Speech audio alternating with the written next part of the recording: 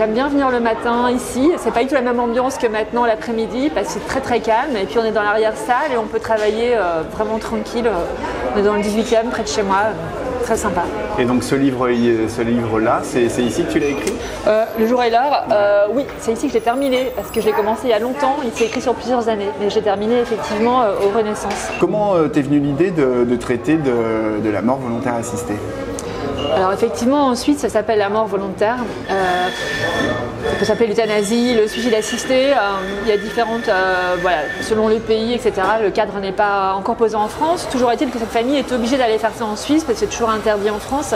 Ça m'a été inspiré par des amis, une famille d'amis, qui en 2017 ont choisi de, voilà, enfin en tout cas la mère qui était atteinte d'une maladie incurable, a demandé à ses enfants et à son mari de l'accompagner en Suisse pour effectivement faire cette mort volontaire. Donc ils partent au début du week-end, le samedi matin, parce qu'il faut arriver 3 jours en avant quand on fait ça en Suisse pour passer au moins 3 jours sur le territoire. Et le lundi à 9h, la mort, Edith a programmé sa mort. C'est aussi un roman, ça m'a beaucoup intéressée, ça c'est une question... une famille de filles comme ça. Je viens pas du tout d'une famille, j'ai pas de sœur. Cette exploration des rapports entre les 3 sœurs, la relation à la mère. Bon, il y a un frère aussi qui, comme il le dit, est beaucoup plus discret parce qu'il a bien compris que ça se jouait plutôt les enjeux pour lui en dehors de la famille que dans la famille, parce que dans 3 sœurs aussi qui, comme la mère, en tout cas les 2 aînées ont des voix assez fortes. Et je trouve intéressant d'explorer les relations entre elles. Est-ce que justement le départ de la mère allait changer entre ces trois sœurs? Est-ce que ça allait bousculer dans leur rapport? Est-ce que ça allait transformer? Et ça m'a vraiment passionnée d'explorer les relations entre elles, les rivalités, la place dans la fratrie, le fait d'être la cadette, d'être l'aînée, d'être la celle du milieu, la relation à la mère, quand est-ce qu'on fait son deuil de la mère, quand est-ce qu'on... chacune des sœurs a une relation très spécifique et très différente avec cette mère. Et c'est ça aussi qui m'a intéressée de creuser dans la disparition imminente d'Edith. Pourquoi cette construction où on passe d'un enfant à un autre à chaque fois en expliquant son point de vue? On parle aussi du mari d'Edith, mais pas d'Edith. On n'a pas la voix d'Edith. Tout à fait. On n'a pas la voix d'Edith parce que c'est surtout un roman sur ceux qui restent et sur aussi le temps avant, le décompte du temps, l'urgence, l'accélération du temps avant cette date qui a été posée. À partir du moment où on pose une date, la date de la mort d'un proche, ça crée dans l'entourage, dans la famille, notamment là pour les enfants, c'est quand même la mère qui décide de partir. C'est aussi une interrogation sur la place de la mère quand elle... Voilà. Et ça pose une sorte d'urgence dans le temps pour ses enfants et pour son mari. Donc c'est eux qu'on va entendre en fait. Ceux qui restent, les proches, l'entourage familial direct. Et parce que ça a créé en fait chez chacun d'eux, c'est ce qui m'a le plus marqué moi, une accélération du temps et une accélération dans les choix, des bouleversements en fait dans la vie de chacun, dans les mois qui précèdent cette mort programmée. À propos du personnage d'Edith quand même, donc encore une fois, on ne parle que d'elle, la mère. En même temps, les chapitres à chaque fois, c'est le mari, les enfants. Mais tu dresses quand même le portrait d'une femme très indépendante, qui a changé de milieu social, qui a changé de carrière et tout ça. Et en fait, tu dresses aussi le portrait d'une femme forte. Est-ce que ça faisait partie de tes intentions premières de faire ça ? Non, enfin, je me suis clairement inspirée de gens que je connaissais, une famille que je connaissais. Et la mère est effectivement comme Edith, très, très proche d'Edith. C'est une femme très forte, effectivement, comme sont fortes beaucoup de femmes, je pense. Et c'est une militante qui a été d'abord infirmière, puis avocate, militante pour les droits de l'homme, qui a été donc c'est une forte voix et qui la liberté qu'elle a défendue pour les autres toute sa vie, elle se l'applique à elle-même tout simplement au moment de sa mort. Et c'est une liberté, je trouve qui est totalement en accord avec ce qu'elle a été. C'est quoi la différence avec le suicide ? la différence entre l'euthanasie et le suicide. L'euthanasie, il y a différentes variantes. L'euthanasie, normalement, c'est quelqu'un qui le fait pour toi, quand on n'est pas forcément capable quand on est dans un état qui ne permet plus de soi-même, par exemple, actionner la pompe, comme ça se passe dans mon roman en Suisse. Et justement, Edith, on voit que dans le roman, elle est aussi très stressée par le fait de ne plus être capable de faire ce geste qui permet de... C'est une mort volontaire dans son cas, elle. Dans les passages que j'ai trouvé très beaux aussi, il y a les dernières fois. En fait, il y a un moment où ils sont pour la dernière fois en voiture tous ensemble.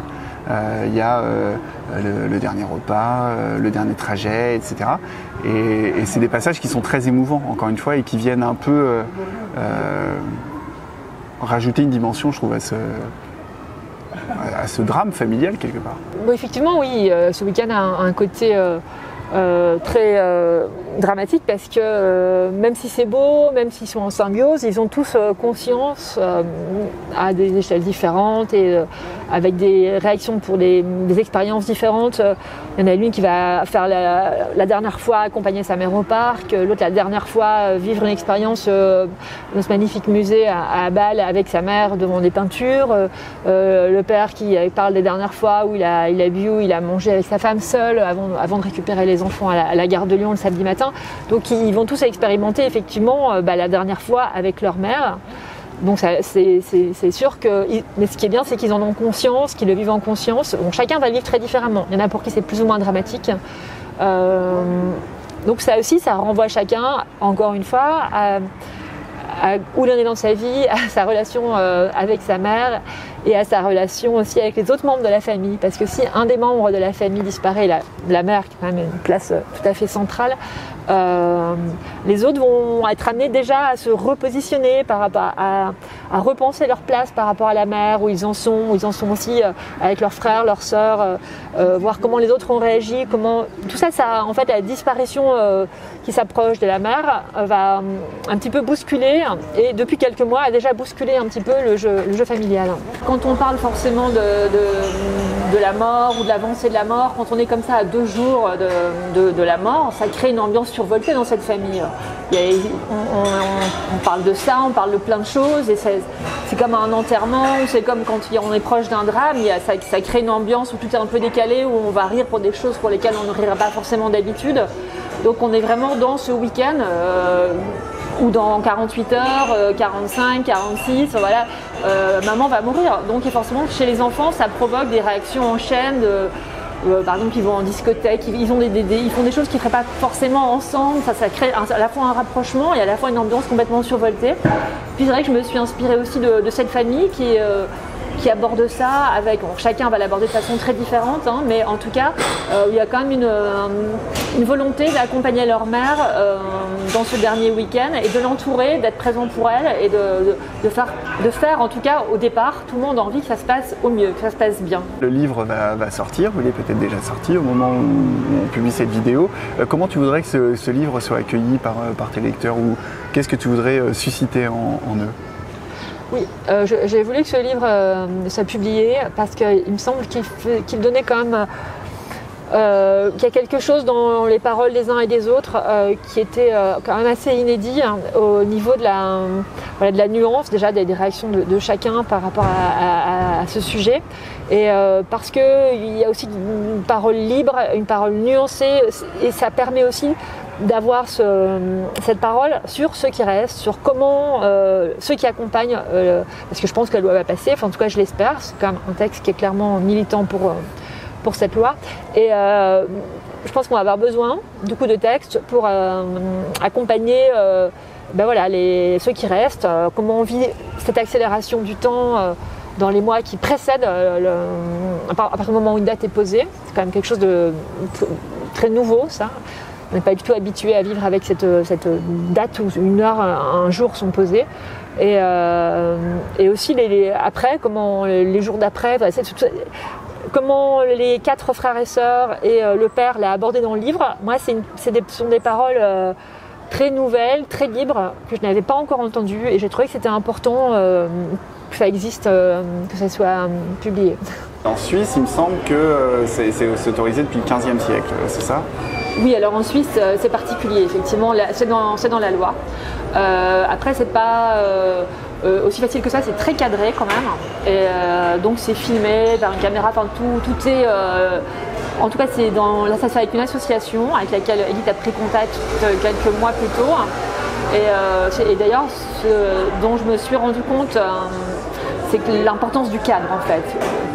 Cette famille qui va accompagner leur maman, le fait qu'il y ait un cadre autour, une association, la police qui vienne, des médecins à plusieurs reprises pendant le week-end qui interviennent, c'est quand même très cadré.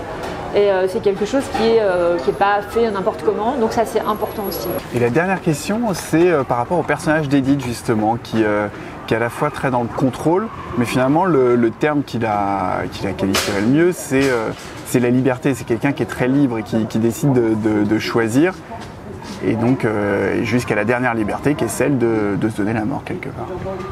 Oui, en fait, tout le monde va interpréter la décision d'Edith de façon différente, mais son mari, je pense, l'interprète d'une façon très intéressante. C'est un acte d'amour qu'elle fait, puis il y a aussi une de ses filles qui en parle, un acte d'amour qu'elle fait envers son mari.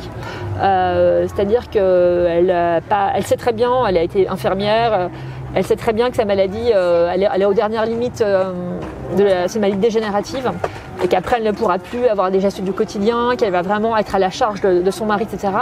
Et elle a quand même cet amour infini pour son mari, et c'est un couple qui a plus de 50 ans de vie en commun, et elle ne veut pas qu'il la voie dépérir, elle ne veut pas qu'il garde cette image-là d'elle. Alors, même s'il lui restait encore quelques mois à vivre, elle ne veut pas vivre ces quelques mois dans un hôpital, comme elle dit, avec son mari qui lui donne la béquille. Elle a envie de partir en pleine conscience, debout, libre, en choisissant. Pour elle, alors effectivement, on peut voir ça aussi comme un hyper-contrôle. C'est une femme qui a toujours voulu décider de beaucoup de choses, et on peut voir ça aussi comme un tempérament psychologique assez rigide, mais on peut voir ça aussi comme quelqu'un qui a une belle leçon de liberté, et voilà, enfin, c'est comme ça, je pense que moi j'ai choisi de voir aussi le choix d'Edith.